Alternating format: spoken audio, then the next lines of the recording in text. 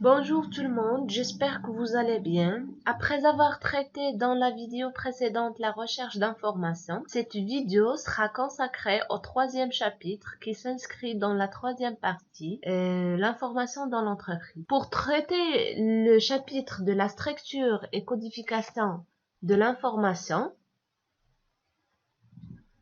nous allons suivre le plan suivant. Le premier point sera consacré à la structure de l'information. Puis, dans le deuxième point, nous parlerons de la codification de l'information, à savoir celle fonctionnelle ou la codification technologique. Et enfin, on va voir un exercice d'application.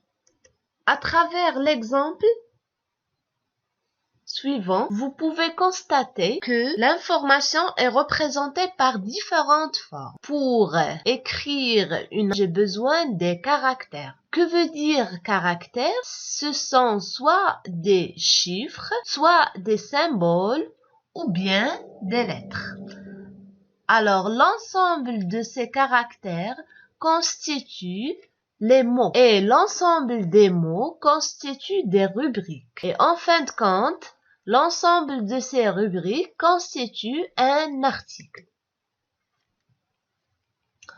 Donc, on a dit que l'information est représentée et enregistrée par différentes formes, caractères, mots, rubriques ou articles. Pour réaliser cette codification, deux types peuvent se présenter.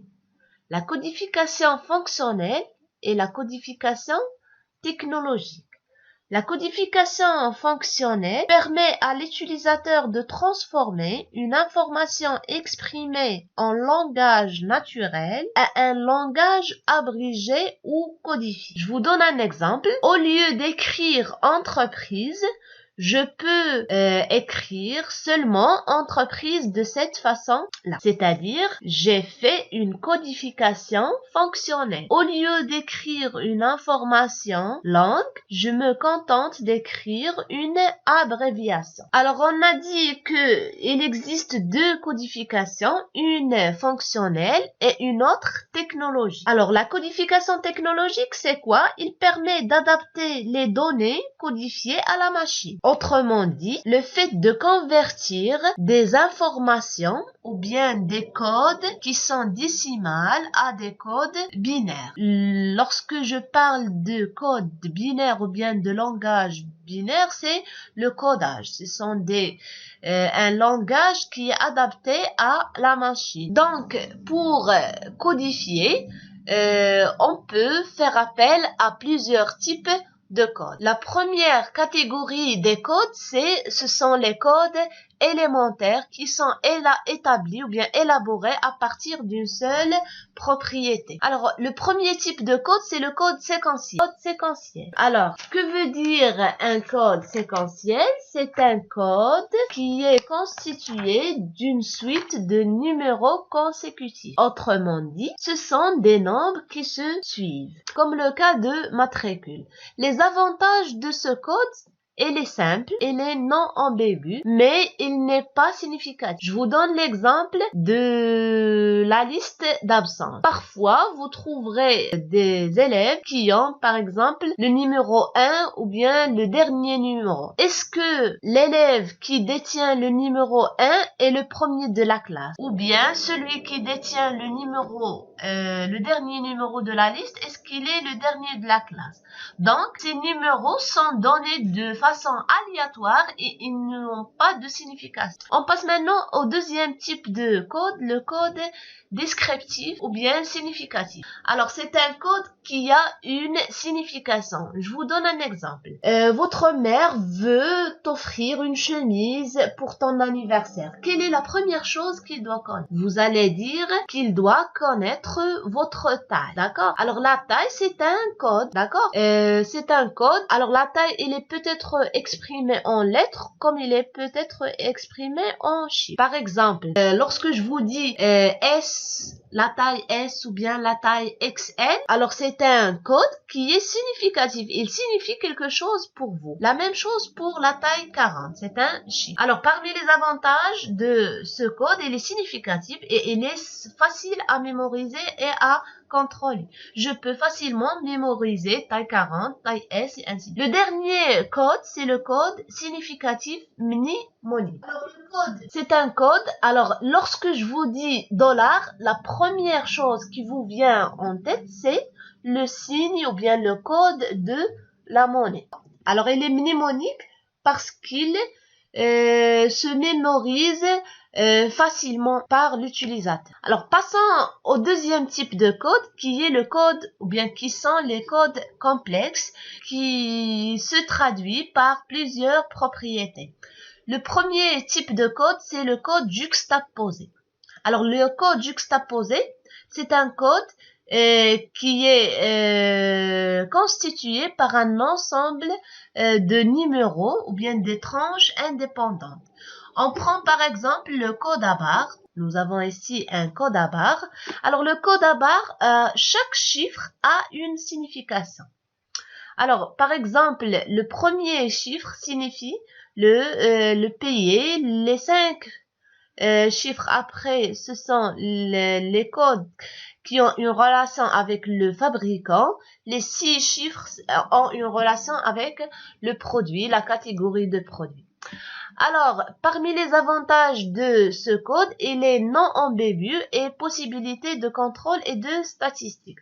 Parce que à l'aide de ce code à barre, je peux faire des statistiques facilement et efficacement. Il est lent et lourd. Il est lent parce qu'il est constitué de plusieurs chiffres et chaque chiffre a une signification. Donc, je dois le mémoriser ou bien je dois comprendre la signification de chaque chiffre à part. Le dernier type de code, c'est le code hiérarchisé. C'est un code dans lequel il existe une subordination.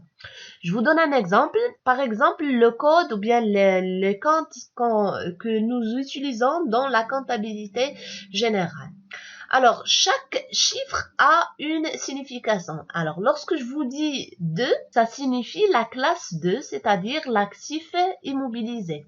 Lorsque je vous dis 2 et 1, ça signifie la rubrique, l'immobilisation en non-valeur. Lorsque je vous dis 2, 1, 1, c'est le poste et ainsi de suite. Donc, on a dit que les codes nous facilitent le traitement des informations. Mais, lors de la saisie de numéros bien de code, l'ordinateur ou bien l'être humain peut commettre des erreurs. Alors, pour contrôler les erreurs, je peux utiliser une clé de contrôle pour vérifier l'exactitude des codes entrés. Alors, pour calculer la clé de contrôle, nous avons 3 méthodes, à savoir méthode modulo 10, la méthode modulo 23 et modulo 97. Alors, on va voir comment calculer la clé de contrôle selon ces 3 méthodes. La méthode modulo 10. Alors, on va prendre un exemple. Pour calculer la clé de contrôle de ce numéro, qu'est-ce que je dois faire? Je dois multiplier chaque chiffre composant le code alternativement par 1 ou 2. Alors, si le rang du code est impair, je le multiplie par 1. Et s'il est pair, je le multiplie par 2. Alors, qu'est-ce que je vais obtenir? Alors, le 4, je commence toujours de droite à gauche. Le 4, c'est le premier numéro et 1, c'est un numéro impair. Alors, 1 fois 4, ça donne 4. 2, le numéro 1, c'est le deuxième numéro. Alors, 2, c'est un numéro qui est pair. Je dois le multiplier par 2 et ainsi de suite. Alors, je fais la multiplication des numéros et les résultats de ces multiplications sont additionnés et ils sont retranchés de la dizaine supérieure. Alors, la dizaine supérieure de 13, c'est 20.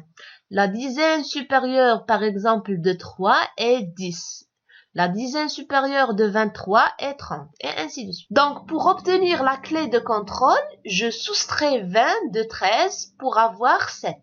7, c'est la clé de contrôle. Pour trouver la clé de contrôle de ce code, selon la méthode 23, on doit diviser le code par 23. Bien évidemment, ne devons pas avoir des chiffres avec la virgule, nous retenons seulement les décimales. Le reste de la division correspond à une lettre qui est la clé de contrôle. Alors, selon cette méthode, la clé de contrôle est une lettre et non pas un chiffre. Mais vous devez noter que vous devez prendre en considération qu'on élimine 3 lettres qui sont I, O et S pour éviter la confusion avec 1, 0 et 5 parce qu'ils s'écrivent de la même manière. Alors, dans notre cas, nous avons trouvé 14. Alors, 14, c'est le reste de la division, bien évidemment. Alors, pour trouver le code ou bien la clé de contrôle, 14 correspond à Pilon dans cette liste-là. Alors, la clé de contrôle est Pilon. Passons maintenant à la troisième méthode de calcul de la clé de contrôle. La méthode modulo 90. Alors, dans cette méthode, comment je calcule la clé de contrôle? Je divise sur 97. Le reste de la division est soustrait de 97. C'est-à-dire, le reste de ma division est 83. Je soustrais 97 de 83 et le résultat constitue la clé de contrôle selon cette méthode. Passons maintenant pour parler de la codification technologique. Alors, nous avons dit que la codification technologique, c'est d'adapter des codes à la machine. Et comme vous le savez, la machine travaille avec ou bien fonctionne avec un système qui est binaire. Pourquoi on l'appelle binaire? Ça vient de bi, c'est-à-dire binôme, c'est-à-dire 2. Seulement, il utilise 2 chiffres, le 1 et le 0. Alors, pour convertir une valeur décimale en valeur binaire, je dois diviser successivement par 2 jusqu'à l'obtention d'un quotient nul. Alors, comme vous pouvez le remarquer, ici, 9 sur 2 nous a donné 4. 4 fois 2, c'est 8. 9 moins 8, c'est 1. 4, je divise ensuite 4 par 2, il va me donner 2, 2 fois 2 c'est 4, moins 4 c'est 0, et ainsi de suite, jusqu'à l'obtention d'un quotient qui est nul, jusqu'à l'obtention d'un quotient qui est 0, d'accord? Alors, le système, maintenant j'ai trouvé le code binaire. 9 en code binaire ou bien en langage adapté à la machine, c'est 1, 0, 0 et 1. D'accord? Je commence toujours de droite vers la gauche. De bas en haut. 1, 0, 0 et 1.